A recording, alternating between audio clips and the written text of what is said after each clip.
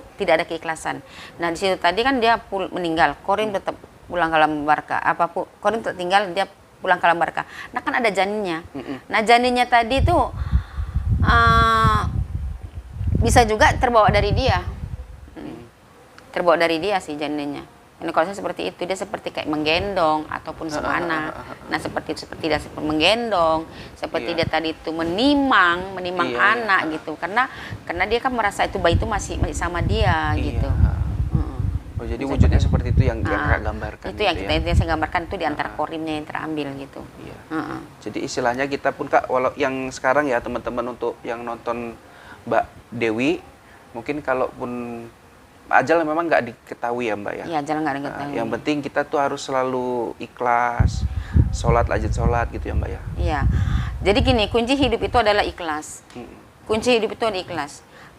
Sholat pun kita kalau kita nggak ikhlas percuma. Tapi kalau bisa kita iringi dari 5 waktu ibadah, intinya sholat, ya bersedekah. Karena hidup di dunia ini penuh tanggung jawab. Apa yang kita buat itu harus penuh tanggung jawab gitu. Nah kita selalu bilang, saya sudah bersedekah yang semana, gitu. Itu banyak loh. Jadi dia bilang, saya sudah sedekah, saya sudah sholat, saya sudah ngaji, saya sudah puasa, saya sudah semuanya. Tetapi dia tidak bisa menekan hawa nafsu di badan dia, di hati dia. Intinya ya, mak cakap, dia cantik, masa aku nggak cantik? Mana sih? Nah itu udah satu sirik itu, ya. Seharusnya kan kita nggak boleh seperti itu. Nah susahnya seperti itu tetangga beli. Wah, uang dari mana dia? Sementara dia rajin sholat. Nah, jadi itu yang harus ditepis, berikhlas. Terimalah apa adanya. Inilah hidup. Takdir Allah tidak akan pernah bisa dirubah. Iya, benar Kak. Nah, jadi Allah yang bisa merubah gitu.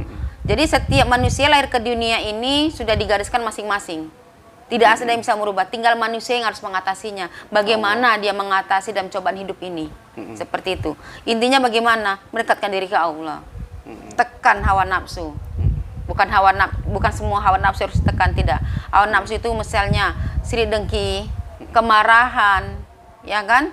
Untuk berbuat jolim, untuk berbuat di luar naruri, entah cemana. Nah itu harus diri kita sendiri sehingga kendalikan, bukan orang lain gitu.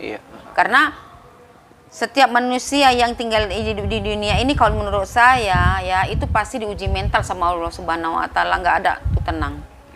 Mau dia kaya, mau dia miskin, mau dia itu cantik, mau dia itu jelek, pasti dapat ujian mental.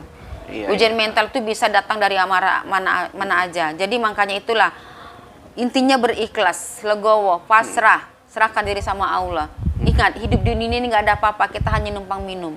Kita hidup di dunia ini gimana ya, hanya sekejap. Nah gitu, dunia 5 menit nggak sampai 1 detik bisa hancur. Tapi kalau akhirat untuk selamanya. Iya benar. Nah seperti itu sih. Oke, jadi untuk menyikapin tadi ya sudah dijawab oleh Mbak Dewi, teman-teman. Jadikan ini sebuah pembelajaran buat kita bersama ya Mbak ya. Ya, kalau ada hubungan dengan makhluk gaib atau setan segala macam, mungkin masih ada waktu Mbak ya yang masih hidup ini untuk mungkin memutus hubungan tersebut, mungkin ya Mbak ya.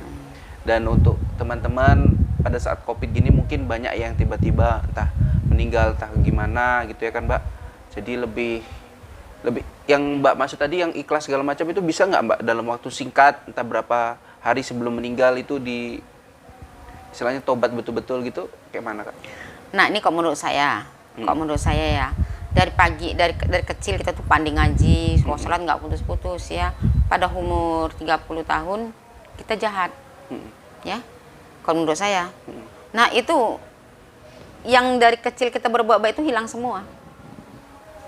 Ya, dan dalam jahat itu dalam berapa tahun kita meninggal, dan kita meninggal. Nah di situ kita meninggal dalam keadaan jahat. Kita dari kecil bandit semua ya. Tiba-tiba umur 40 tahun kita tobat. Tobat 2 tahun kita meninggal, atau tobat 1 minggu kita meninggal. Begitu kita tobat nasuha, itu seperti bayi baru dilahirkan. Nah seperti itu. Itu seperti bayi baru dilahirkan. Nah disitulah ya semua itu ada pertanggungjawabannya. Tapi yang mudah-mudahan itu akan dibasmi sama Allah Subhanahu Wa Taala.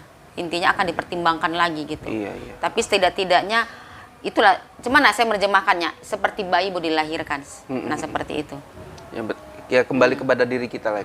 Kembali kepada diri kita sendiri gitu. Kadang kan ada orang istilahnya yang mau meninggal baru di situ tobat, baru di situ sholat segala macam, itu gimana Kak? Sah-sah aja sebetulnya?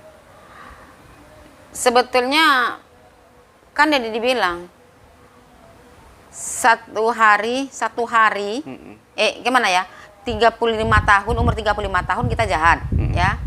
Dari kecil sampai 35 tahun kita jahat, 36 tahun kita tobat, dapat 1 tahun ataupun berapa hari kita meninggal. Tapi tobat nasuha ya, terampun dosanya. Terampun ya. Terampun dosanya gitu. Jadi kita tidak bisa memvonis orang seperti itu, orang jahat itu begini gitu. Nah, terkadang kebanyakan ya, yang jahat itu malah sedekahnya banyak. Yang baik itu malah sedekahnya nggak ada. Benar. Itu yang kebanyakan orang. Dia jahat, dia bandit, dia macam dia segini, nama baik tidak ada, buruk. Tapi dia itu hasil dia tuh kebanyakan tuh disedekahkan ke masjid, ke anak yatim, ke fakir miskin. Bener. Seperti itu. Nah, orang yang bagus-bagus aja ya untuk mau impak aja berpikir 10.000 aja lah, ngapain sampai 50.000. Nah, itu kebanyakan seperti itu. Iya. Bahkan banyak yang non muslim juga pada menyumbang masjid padahal bukan agamanya. Padahal bukan agamanya. Nah, seperti itu. Sebetulnya agama itu kalau menurut saya itu jurusannya tadi itu mengarahnya itu sama, cuman caranya yang berbeda. Tujuannya satu. Nah, seperti itu. Mereka juga dilarang dari ini. Nah, itu kan. Nah, sama juga dengan agama kita Islam, dilarang dari ini seperti itu. Ya, mungkin sampai sini dulu Mbak Dewi kita, karena ini udah mau zuhur ya Mbak Dewi ya. Ada yang mau disampaikan Mbak buat teman-teman yang di rumah? Membahas tentang tadi hubungan dengan siluman ataukah meninggal dengan kondisi hamil, itu ada yang perlu disampaikan kira-kira pesan? Ya, kalau menurut saya di sini ya janganlah berkusatu dengan setan. Karena kita umur tidak tahu. Di dunia kan hanya sementara. Kalau bisa jauhilah dari menduakan Allah. Berdekatlah diri ke Allah, kan gitu kan. Karena ya tadi kembali lagi saya mengatakan kita di dunia ini hanya sementara, hanya sedetik, ya. Tarik nafas belum sampai kita sudah bahkan berpulang gitu. Lebih lama lagi kita ke rahmatullah daripada di sini. Jauhilah dari berkusatu setan, yaitu tadi akan menyesatkan diri kita. Satu ya, kita di bumi. Di bumi kita juga harus mempertanggungjawabkannya jasad ini, ya kan. Yang kedua juga, yang pertama kali ada suratul maut kita, itu yang terlambat, itu yang paling sakit. Kalau menurut saya manusia yang ditakutkan suratul maut. Nah, seperti itu. Habis suratul maut baru nanti ke akhirat gitu. Iya. Oke, Mbak, terima kasih waktunya yang sudah diberikan kepada kita, teman-teman yang sudah mengedukasi kita. Semoga kita semua selalu dilindungi oleh Allah Subhanahu wa taala. Amin amin rabbal alamin. Dan mungkin yang lagi sakit disembuhkan oleh Allah Subhanahu wa taala juga. Oke, Mbak, saya tutup dengan wabillahi taufik wal hidayah. Assalamualaikum warahmatullahi wabarakatuh. Waalaikumsalam warahmatullahi wabarakatuh.